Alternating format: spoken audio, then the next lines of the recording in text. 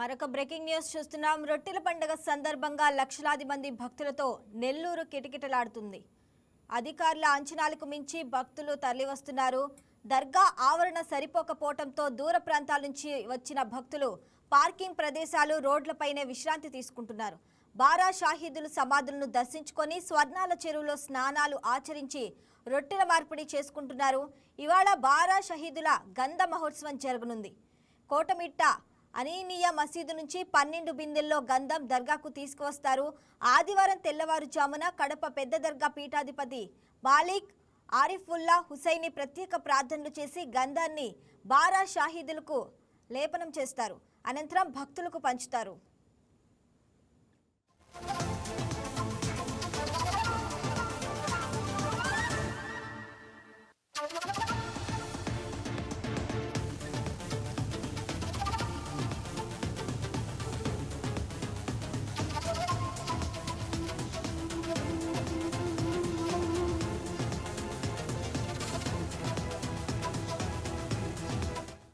Right, ఇక ఇదే అంశానికి సంబంధించి మరింత సమాచారం మా కరెస్పాండెంట్ తేజ అందిస్తారు.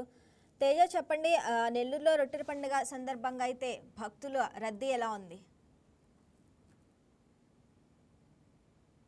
దర్గాకు సంబంధించి ప్రతి ఏడాది జరిగేటువంటి రొట్టెల పండుగ ఈ ఏడాది అంతకంత కూడా ఘనంగా నిర్వహించేందుకు అధికారంతరంగం కూడా భారీగా ఏర్పాట్లు చేసినట్లు తెలుస్తుంది. ఈ నేపథ్యంలో నిన్నటి నుంచి ప్రారంభమైనటువంటి రొట్టెల పండుగకు జన తాకిడి జనసందడి కూడా చాలా ఎక్కువ మొత్తంలో వచ్చినట్లు కూడా అధికారులు భావించారు. దానికి సంబంధించి పూర్తి స్థాయి బందోబస్తు కావచ్చు, ప్రత్యేకించి ఎక్కడ ఎలాంటి అవాంఛనీయ సంఘటనలు జరగకుండా ఉండేందుకు ప్రత్యేకించి పబ్లిక్ కూడా మౌలిక సదుపాయాల నేపథ్యంలో పూర్తిగా అన్ని ఏర్పాట్లు చేసినటువంటి సిచ్యువేషన్ అయితే మనకు కనిపిస్తుంది.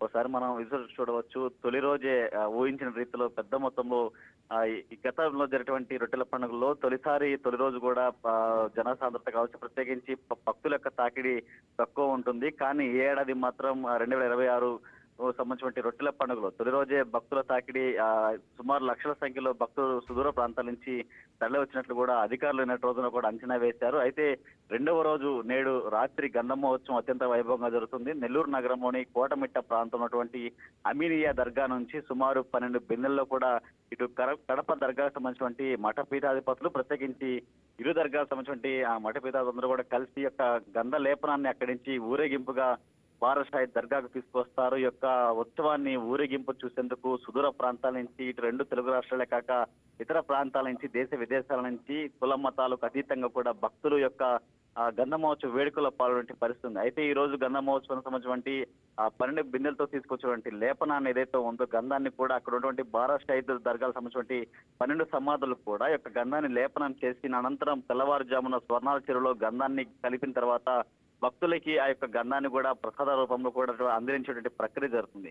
ఈ యొక్క గంధ లేపనానికి కావచ్చు, గంధ మహోత్సవానికి ఈ రోజు భక్తుల తాకిడి మరింత ఎక్కువ పెరిగే అవకాశం ఉంటున్న నేపథ్యంలో సుమారు పోలీసు శాఖ సంబంధించినటువంటి 1800కు పైగా ప్రత్యేక పోలీసు పహారతో పాటు ప్రత్యేకించి పోలీసు బందోబస్తు ఏర్పాటు చేశారు. ఈ యొక్క వ్యవహారాన్ని అంతా కూడా ఎప్పటికప్పుడు జిల్లా ఎస్పీ అజితా వెజెండ్ల, అదేవిధంగా జిల్లా కలెక్టర్ హిమాంశు శుక్లాతో పాటు నెల్లూరు నగరపాలక సంబంధించినటువంటి ఎక్కడ ఎలాంటి భక్తులకు సంబంధించిన ఏ లోటుపాట్లు ఉండే తరహాలో కూడా పూర్తి స్థాయిలో అన్ని ఏర్పాట్లు చేస్తూ తెలుస్తుంది.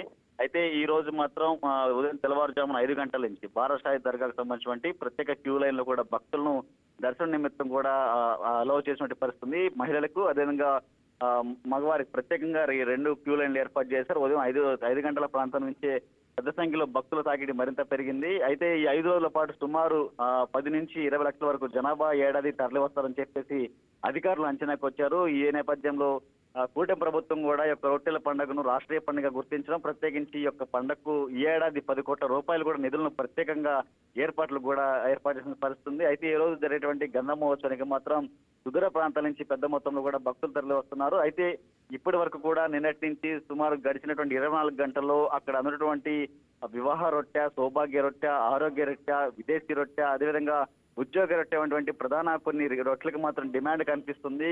ఏదైతే కోరిక నెరవేరిన వారు ఆ యొక్క రొట్టెను అక్కడ ఉన్నటువంటి స్వర్ణాల చెరువు సముద్ర సంబంధించిన ఏదైతే స్నానాలు ఆచరించిన తర్వాత ఎవరైతే అదే కోరిక వెతుకుతున్నారో వారికి రొట్టె సమర్పించినటువంటిది ఒక ఆనవాయితీగా వస్తుంది. ఈ నేపథ్యంలో రొట్టె పట్టుకునేందుకు ఆశావహాలు కొత్తగా ముందుకు రావడం, ప్రత్యేకించి హిందూ, క్రిస్టియన్, ముస్లిం అటువంటి కుల మతాలు కావచ్చు విధంగా తారతమ్యం లేకుండా కూడా భక్తులు అంతకంతగా కూడా యొక్క తాకిడి పెరుగుతున్న నేపథ్యంలో అక్కడ ఉన్నటువంటి దర్గా సంబంధించిన కమిటీ కావచ్చు, ప్రత్యేకించి ఉత్సవ కమిటీ, ప్రత్యేకించి అధికారులందరూ కూడా పూర్తి స్థాయిలో ఏర్పాటు చేసిన పరిస్థితి ఉంది శ్రావణి.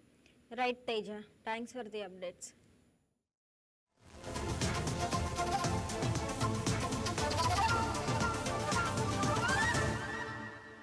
Thank you.